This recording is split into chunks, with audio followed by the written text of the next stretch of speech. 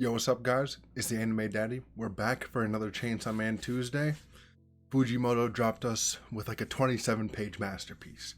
Some peak fiction right here, but need I say less, fellas? Let's just get right into it. This is chapter 112, Between Cat and Criminal.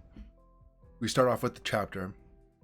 Basically, Asa is looking at the rubble of her school after this tragedy that happened, but she sees the super strong uniform sword she made, and it's just laying on the ground crumbled. And Yoru basically says, it was strong, but it was more fragile because of its strength. And that has to do with stuff in like real world. Stronger it is, the more brittle it is sometimes. But Asa basically remembers that girl that said, like, you want me to bring her back? And she says, yo, she called me little sister. Do you know her, Yoru? So Asa's putting two and two together, like, because she doesn't know who this person is. So it has to be this new person that's in her body. Has to know. But Yoru says, no, I don't know who she is. She's a mad woman, ain't she? And I feel like Yoru's just deflecting. And I think Asa sort of realizes it, but she just like lets it be because she doesn't really care. She's just walking away and she's like, I hit my head and I can't remember what happened after, Yuko got brought back to life. But could she be the Justice Devil, that girl that with the eyes? And she basically looks up and she sees that girl with the eyes.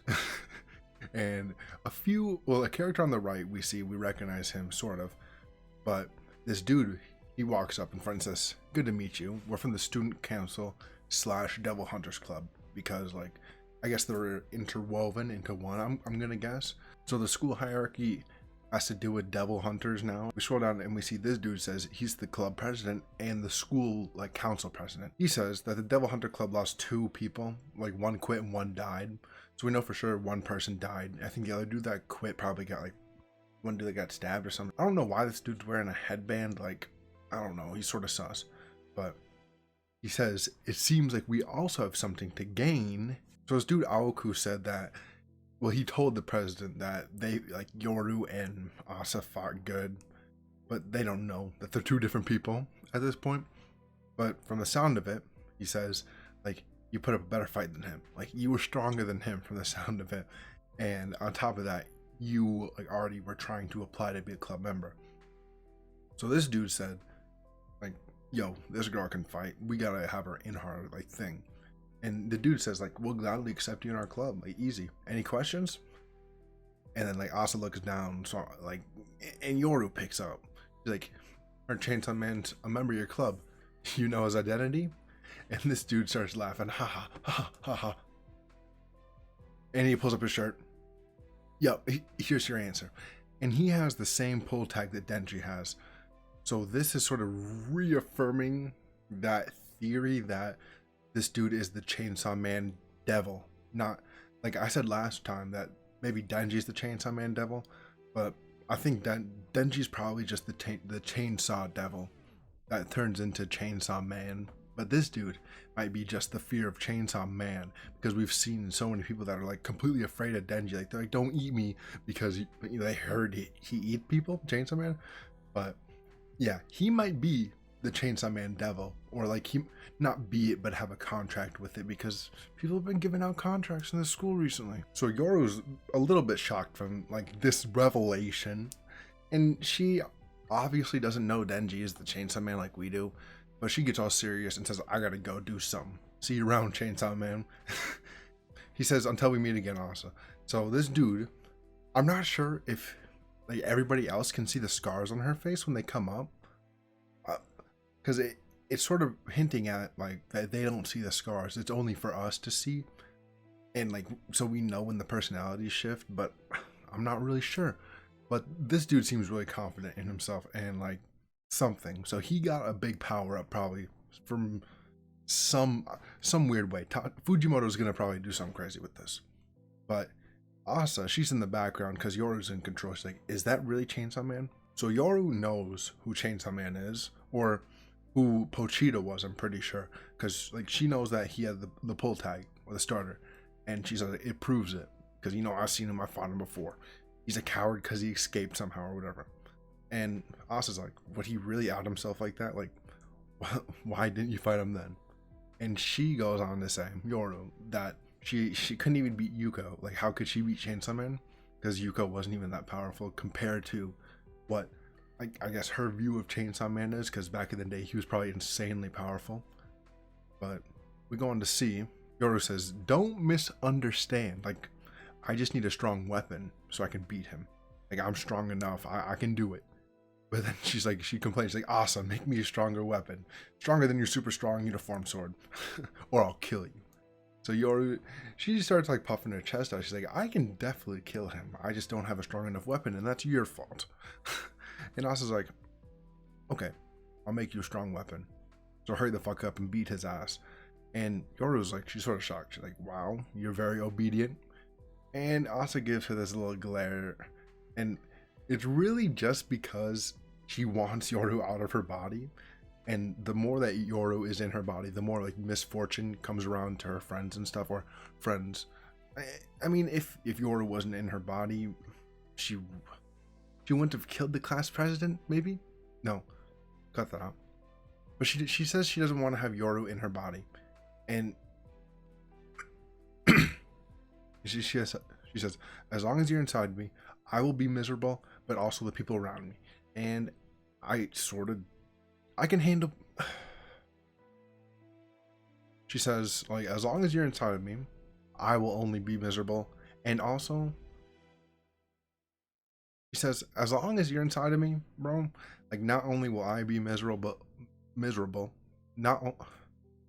she says, as long as you are inside of me, like Yoru, you're inside of me, I won't be able to like have friends and stuff, because like I will be miserable and people around me will be miserable." And she also says, like, if it was only me, I'd be fine with it, but like you dragged these people around me down with like us, and I can't do this again. Like, she doesn't want to have a situation with Yuko again. So after Asa gives this whole rambling about her just wanting to be normal again and stuff, and wanting to get rid of like Yoru, Yoru gives us this devilish ass smile, this grin from hell or something. Like, it's pretty good. It's funny. But we cut to the dream, it looks like. So it seems like it turned to a new day, and somebody says, "Even turn somebody into a weapon." And that's Yoru saying that to Asa. You don't have to do it to a human like that, if it's something really important to you. Like, if you have something that's more important than that uniform your mom gave you, that would work. But I'm guessing you don't, she says. And then this little cat walks up, and the title of the chapter comes to make more sense soon. But the cat pulls up, and she's like, "How about that cat? Why don't you turn it into a weapon? Like, it could work." And Asa's like, "I'd rather kill a human than a cat." She doesn't really want to kill a cat because, cats don't do anything. They're not inherently evil or good or anything. They're animals. I mean, they just like to be pet and stuff. But Yoru's like, like, okay, weirdo. But she says, "I don't want to kill somebody normal though. I want it to be a criminal or somebody who does bad things that like deserves to die." And Yoru's like, "Really? Like, that won't work, bro.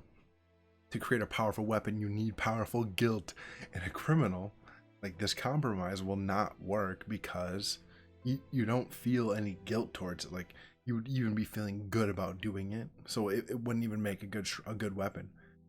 I mean, I'm not sure how true this is. Like, she really says your criminal compromise won't make a strong weapon precisely because it's an easy compromise. Like, the easier it is to make a weapon, I guess, like, morally, then that means the weaker it is. Like, the harder it is for like you to like think, "Okay, I'm gonna make this thing into a weapon and never be able to have it again," like something like that. But Asa says, "No, I refuse to weaponize a cat. Like, they're just too cute." But that's not what she says, but basically.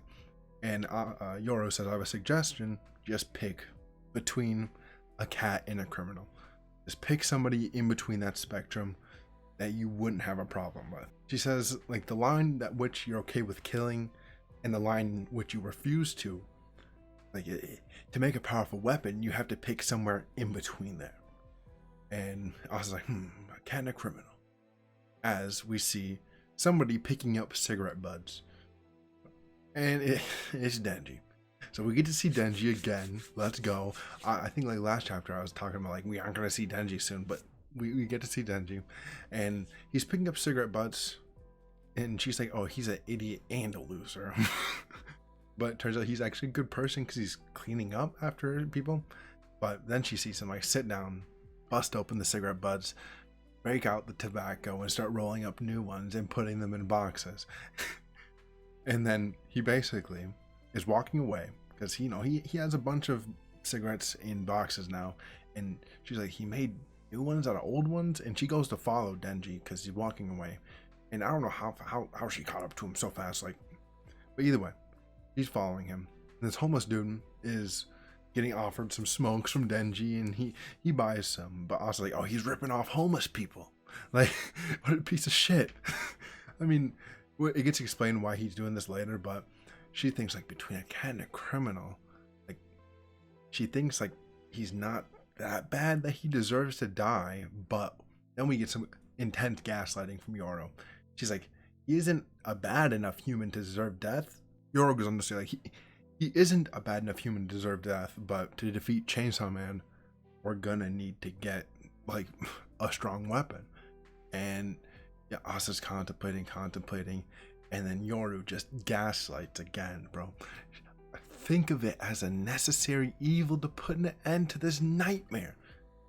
I'll be out of here if you just kill this one dude to make us a weapon. And she thinks back to Yuko, and she's like, oh, fuck it. She starts walking, and she's like, hey, yo, wait. And then she's like, aren't you that girl that hates Chainsaw Man?